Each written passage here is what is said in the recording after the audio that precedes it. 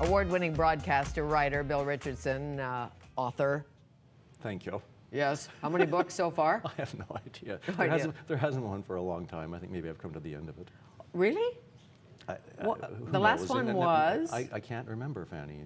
Bachelor Brothers? No, God, no. That was think early. That was early on. I think it must have been a book called Old Father William's Well-Ordered Universe. Perhaps. 2009. Really? Brief pause to do the math. Well, you've been so busy on the radio. Well, Saturday afternoon at the Opera. Tell me about that show. Well, that show has been on the air for, that is the longest running CBC show. It's been on the CBC since before the CBC was the CBC.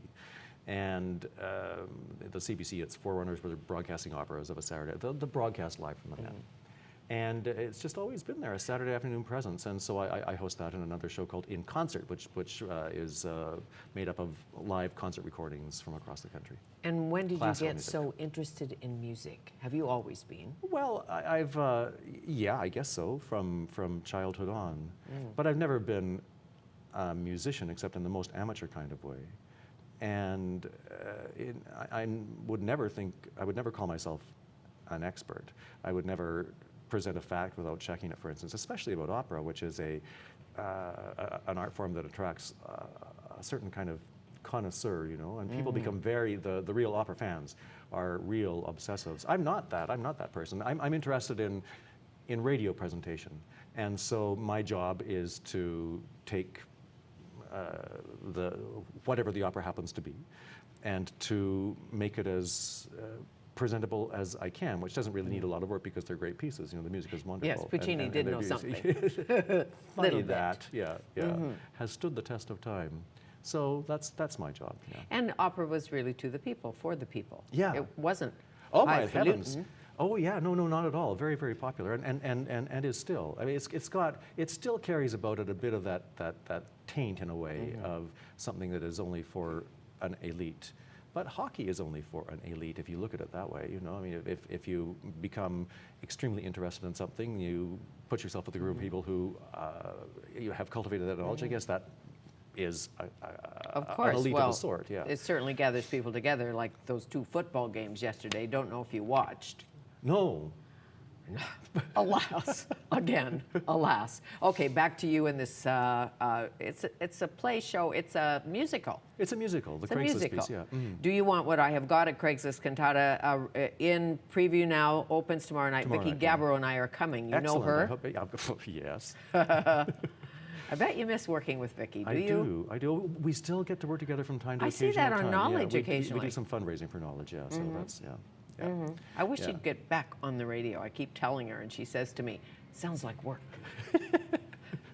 You know, the best thing about this show, I think, I mean, the music is fantastic. Veda's done such a great job, but it's got a fantastic cast. Oh my heavens, they're just brilliant. These great singing actors, and Veda's at the piano, and The talent in this town is really amazing. It really is. I've never been involved with a piece of theater sort of throughout its creation, and because my work was done some time ago, my involvement with this has been at a bit of a distance. But to watch them work and to see how hard they work and pull it together, and they're fantastic. Is Bill, who's directing it? Ami Gladstone. Okay. Yeah. And did they allow you to be part of the casting, or were you just I was the not part writer? of the casting. No, I could have been there, but I've got a day job, you know. So That too. Yes, yeah. That too.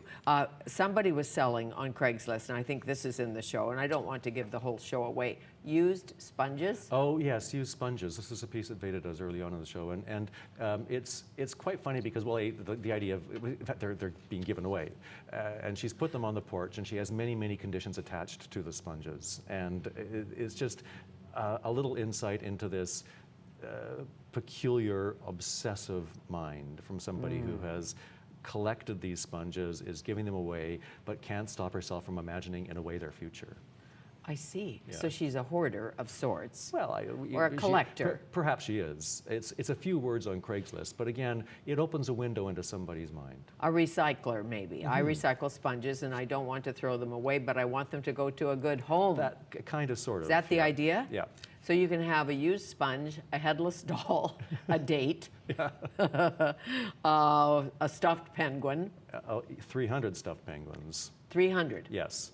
that is a showstopper, that particular number. It's a young woman who is, she's 23, she's gone back to live at her parents' house because she's between assignments and her philosophy degree is getting her nowhere. And she looks around her room, her childhood room, and realizes she has 300 stuffed penguins and they're holding her back. So she wants to find a child to take on these stuffed penguins, a deserving child who will love them as she loved them. And she gave them names, and she kept track of the names in censuses, and she made them costumes for their ballet recitals, and she had little penguin weddings, and she could name all 17 species of penguins in alphabetical order, and she does. It's a fantastic number. To It's have Brie Gree that who sings passion, even if it's about penguins, just to have it would be amazing, wouldn't it? It is amazing. I mean, people collect salt and pepper shakers and Well, people collect everything. Stamps. But but penguins? well, why ever not? Stuffed penguins? Stuffed penguins.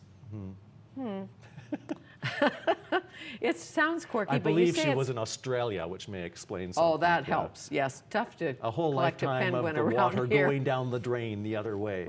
It has an impact. And somehow it seems okay. I don't know. I have to call the taxidermist.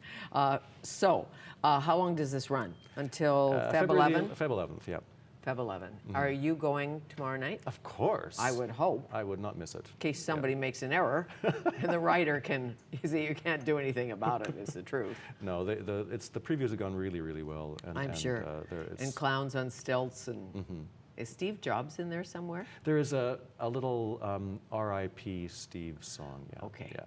Yeah. Just sounds swell. Well, I hope you like it. I think you will. I will like it. And I had the lovely Robin Michelle Levy Yes. on the show who wrote Most of Me. Yeah. And you wrote on the back of her book. And I as blurbed you know, for it, yeah. You blurbed because she's had a bit of a struggle. Early onset Parkinson's at 43, then breast cancer, and she is one funny girl. Yeah, she is. Yeah. She's going to write my obit. Yours too, perhaps. Not too soon, though. I know, but it was so funny. Nice to see you. You too, Fanny. I'll Thank be you. listening to you. Okay. And thanks. singing along. Well, yeah, you enjoy it. Let me know how you think of it. Okay. Do You Want What I Have Got at Craigslist Cantata, and it's at the review stage on Granville Island, part of the Push Festival. Bill Richardson, our guest.